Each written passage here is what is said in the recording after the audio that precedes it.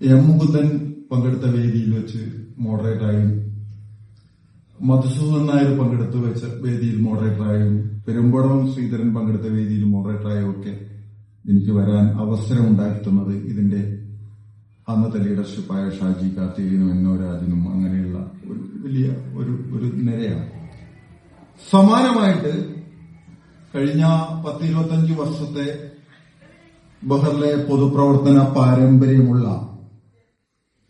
ഞാൻ അണ്ണൻ എന്ന് വിളിക്കുന്ന കൃഷ്ണകുമാറിനെ, അതായത് എനിക്കും വ്യക്തിപരമായിട്ട് ഞങ്ങളുടെയൊക്കെ തുടങ്ങുന്ന സമയത്ത്, അതായത് അദ്ദേഹത്തിന്റെ ഒരു അളിയനായി, പിന്നീട് അളിയനായി മാറിയ, എന്നാൽ അദ്ദേഹത്തിന്റെ വളരെ അടുത്ത ബന്ധുവായ PC വിനോദ്, രാജനറിയും PC വിനോദ് എന്റെ ഏറ്റവും അടുത്ത സുഹൃത്തായിരുന്നു. അദ്ദേഹത്തെ CPIയുടെ സ്ഥാപക ലീഡർഷിപ്പുകളിലുള്ള ഒരാളായിരുന്നു. അന്ന് തൊട്ടുള്ള പരിചയവും ബഹറിലെ സാംസ്കാരിക രംഗത്തും പൊതുരംഗത്തും ഒക്കെ കൃഷ്ണകുമാർ ആയിട്ടുള്ള എന്റെ ആത്മബന്ധവും ഒക്കെ ഇപ്പോൾ വളരെ പ്രധാനപ്പെട്ടതാണ്. അതോടൊപ്പം തന്നെ ഈ വേദിയിലുള്ള ഓരോ വ്യക്തികളും അജികുമാറിനെയൊക്കെ ഞാൻ പറഞ്ഞു കഴിഞ്ഞു. പ്രിയപ്പെട്ടവരെ, ഈ ബന്ധം പോലെ തന്നെയാണ്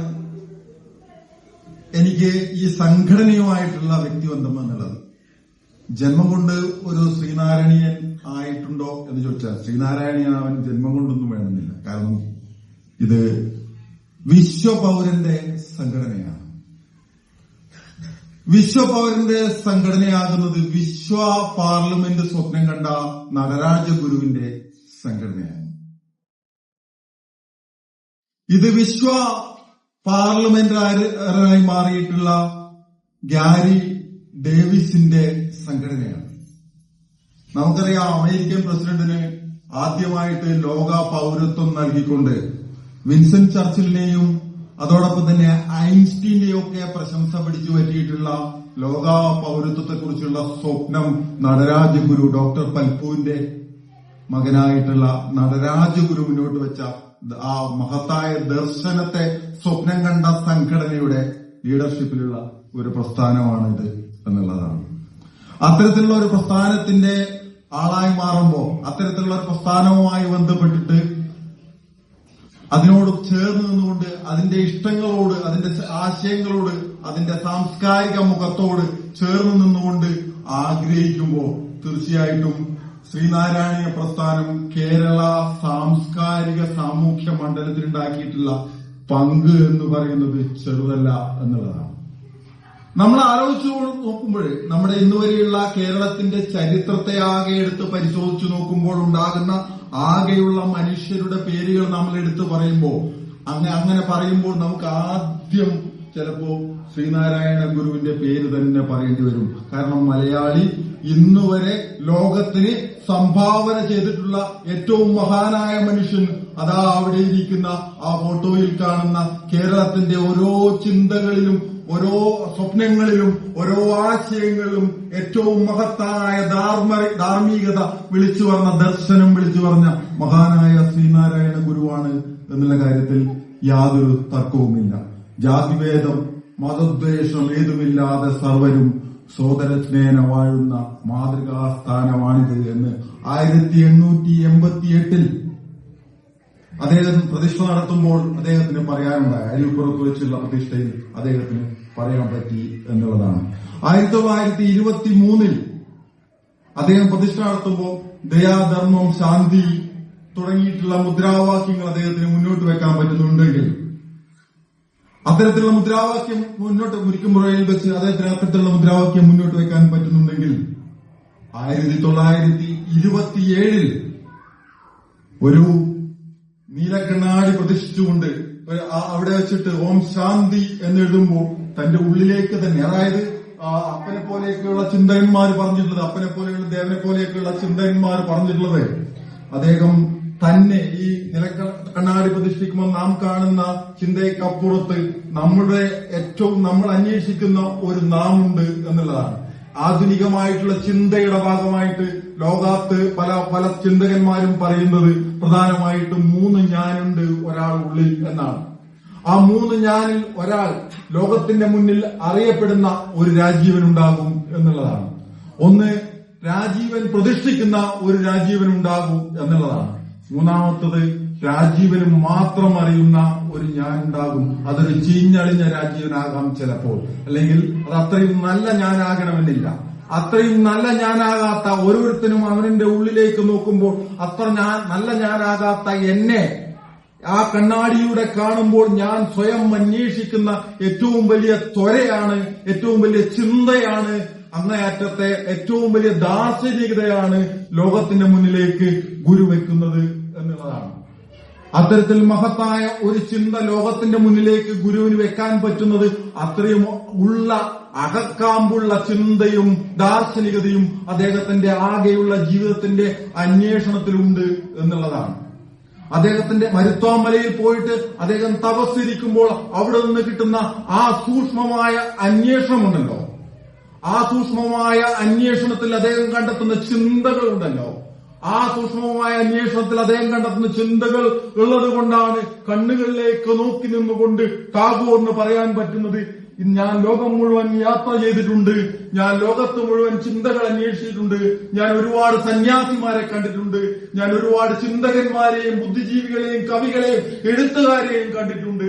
പക്ഷേ കേരളത്തിലെ ആ സന്യാസിയോളം വരില്ല ആരും എന്ന്. അങ്ങനെ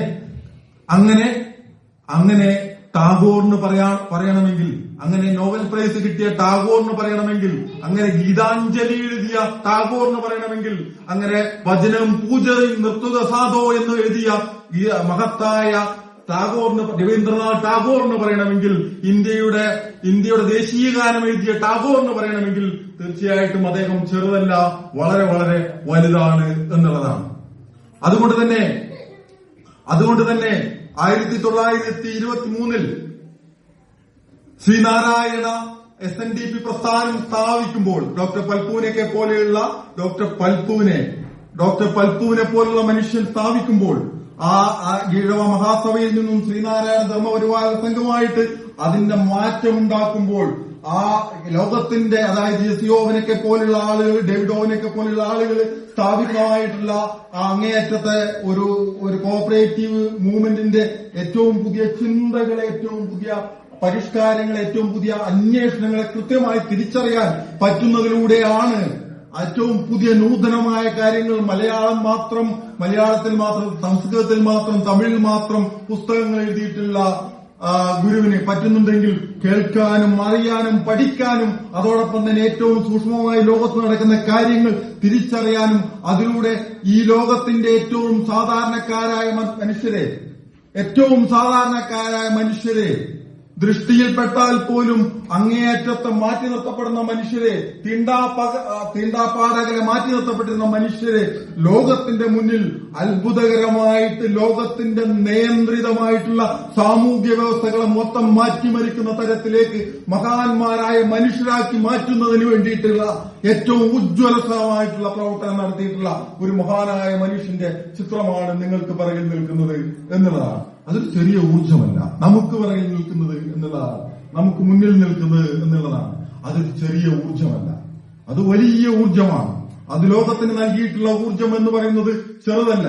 അവിടെയാണ് പൽപ്പുവിനെ സൃഷ്ടിക്കപ്പെടുന്നത്, അവിടെയാണ് കുമാരനെ സൃഷ്ടിക്കപ്പെടുന്നത്, അവിടെയാണ് ഓരോരുത്തരെയും സൃഷ്ടിക്കപ്പെടുന്നത്, അവിടെയാണ് നമ്മളെ സൃഷ്ടിക്കപ്പെടുന്നത്, അവിടെയാണ് മലയാളിയെ സൃഷ്ടിക്കപ്പെടുന്നത്, അവിടെയാണ് ഇത്തരത്തിലുള്ള ശ്രീനാരായണ പ്രസ്ഥാനത്തിന്റെ ഒരു ഓഫീസ് ഇവിടെ ഉണ്ടാകുന്നത്, അവിടെയാണ് ഈ പ്രസ്ഥാനത്തിന്റെ ഈ ഓഫീസിൽ നിന്നുകൊണ്ട് നാം ഓരോരുത്തരും നമ്മുടെ പ്രിയപ്പെട്ട ഗുരുവിനെ കുറിച്ച് പറയുമ്പോൾ മലയാളിയുടെ ഏറ്റവും ഊർജ്ജസ്വലനായിട്ടുള്ള മലയാളിക്ക് ഏറ്റവും മഹത്തായ ജീവിതത്തിന്റെ ഏറ്റവും വലിയ പന്താവിലൂടെ നമ്മെ പഠിപ്പിച്ചു തന്ന മഹാനായ ഒരു ചിന്തകനെ, ഒരു എല്ലാത്തിന്റെയും ചിന്തകളുടെ ഊർജ്ജം ഉൾക്കൊണ്ടുകൊണ്ട് ലോകത്തിന്റെ ഏറ്റവും മഹത്തായ ദാർശനികത നൽകുന്ന ഒരു പണ്ഡിതനെ, ഏറ്റവും സാധാരണക്കാരനെ സംസാരിക്കാൻ പറ്റുന്ന രീതിയിൽ ഭാഷണം എഴുതുന്ന, കാവ്യം എഴുതുന്ന, ഏറ്റവും ഊർജ്ജസ്വലമായിട്ടുള്ള രീതിയിലുള്ള അനുകമ്പാദശവം പോലുള്ള പുസ്തകങ്ങൾ എഴുതുമ്പോഴും ഓരോ പുസ്തകങ്ങളും അദ്ദേഹത്തിന്റെ അത് വളരെ വ്യത്യസ്തമായ തലത്തിലൂടെയാണ് ദൈവശതകം എഴുതുമ്പോഴും ഓരോ പുസ്തകവും ഓരോ ആളുകളെ ടാർഗറ്റ്, ഒരു ക്ലാസിനെ,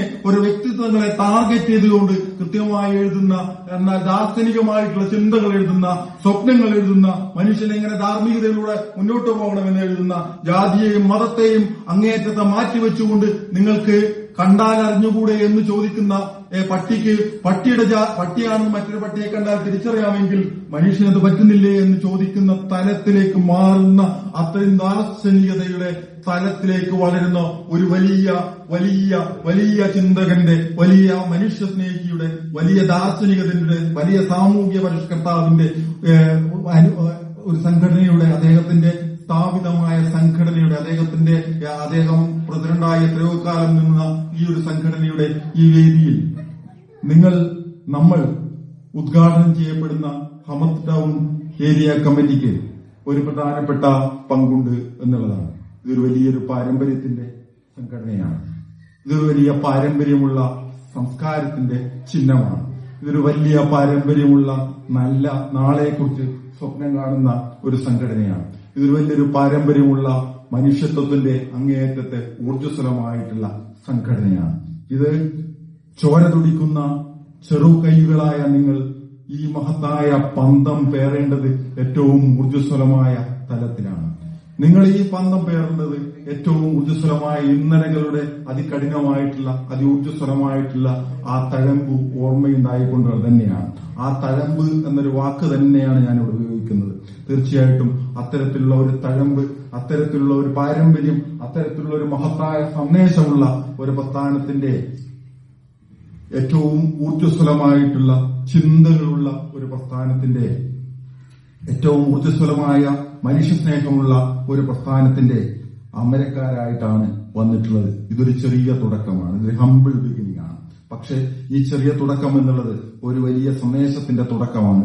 നാളെയിലേക്ക് ഈ പ്രസ്ഥാനത്തിനെ നയിക്കാനും നാളെയിലേക്ക് ഈ പ്രസ്ഥാനത്തിന്റെ ആശയങ്ങൾ ഉൾക്കൊള്ളാനും എല്ലാ മനുഷ്യരെയും തുല്യരായി കാണുന്ന ഒരു വലിയ ദർശനം 1788 അതിനു മുമ്പോ ഉണ്ടാകുന്ന തരത്തിൽ വളർന്ന് ലോകത്തിന്റെ മുന്നിൽ വന്ന ഒരു വലിയ ചിന്തയാണ്. അന്നൊന്നും അത് സ്വപ്നം പോലും കാണാൻ പറ്റാത്ത കാര്യമാണ്. ഇനി 1, 2, 3, 4 നൂറ്റാണ്ട് കഴിഞ്ഞാൽ മനുഷ്യൻ കൂടുതൽ മാനവികനായി മാറുന്ന തലത്തിലേക്ക് ഉള്ളൂരൊക്കെ എഴുതിയതുപോലെ ഇങ്ങനെ മനുഷ്യനെ മനുഷ്യനോട് തൊട്ടാപ്പാടും തീണ്ടാപ്പാട് അകലത്തും മാറ്റി നിർത്തപ്പെടുന്നത് ഉണ്ടായിരുന്നു എന്ന് വിശ്വസിക്കാൻ പറ്റുന്നില്ല. അല്ലെങ്കിൽ ഇങ്ങനെയൊക്കെയാണോ എന്ന് ആ സ്വന്തം ഉള്ളിൽ നിന്ന് ജാതിബോധം എടുത്തെറിഞ്ഞുകൊണ്ട് ഉള്ളൂർ എഴുതിയിട്ടുണ്ട്. ആ തലത്തിൽ എഴുതപ്പെടുന്നവാറ് ഏറ്റവും വലിയ രീതിയിലുള്ള മാനവികമായ സങ്കല്പത്തിൽ നിന്നുകൊണ്ട് ജാതിയുടെയും മതത്തിന്റെയും അപ്പുറത്ത് ഒരു വിശാലമായ ലോകത്തെ കെട്ടിപ്പടുക്കാനുള്ള പോരാട്ടത്തിൽ ശ്രീനാരായണ പ്രസ്ഥാനത്തിന് വലിയ പങ്ക് ഉണ്ട്. അത് ഹമദ് ടൗൺ ഏരിയ കമ്മിറ്റിക്കുണ്ട്, ബഹറിലെ കമ്മിറ്റിക്കുണ്ട്. തീർച്ചയായിട്ടും ഇതിന് നേതൃത്വം നൽകുന്ന വിജോ വിജയനെ പോലെ, കൃഷ്ണകുമാറിനെ പോലെ ഉള്ള ആളുകൾ ആ തരത്തിൽ തന്നെ മുന്നോട്ട് കൊണ്ടുപോകും എന്ന പ്രതീക്ഷയോടെ ഈ പുതിയ കമ്മിറ്റിക്ക് എല്ലാവിധ ഭാവുകങ്ങളും നേർന്നുകൊണ്ട് ഞാൻ ഈ പുതിയ കമ്മിറ്റിയുടെ പ്രവർത്തനോദ്ഘാടനം ചെയ്തതായി പ്രഖ്യാപിച്ചുകൊണ്ട് നിർത്തുന്നു. നന്ദി.